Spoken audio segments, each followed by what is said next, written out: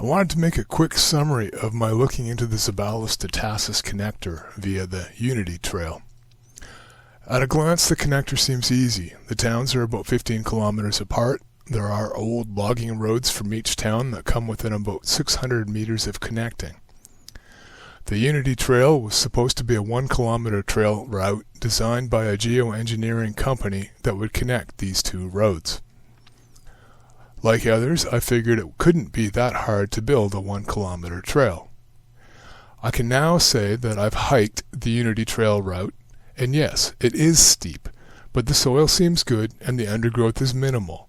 Building a narrow trail that light bikes could ride definitely could be done by volunteers. Unfortunately, this isn't the big challenge. The real problem is the FSR from Zeballos to the Unity Trail. There are two problems with that FSR. It is badly overgrown, and most significantly, it doesn't actually connect to Zeballos. Google Maps shows the FSR running up the shore to the town. That is a lie. In real life, the FSR used to connect to the south end of town via a bridge that isn't there anymore. There is a trail along the Google route, but it's a rough scramble over old landside scree.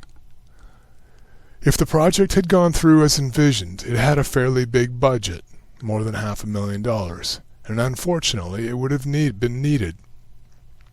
If the money could be raised to fix the Zeballos connection issue, via bridge, boardwalk, or engineered trail, the rest of the issues might be solvable by volunteers, but dollars would certainly help.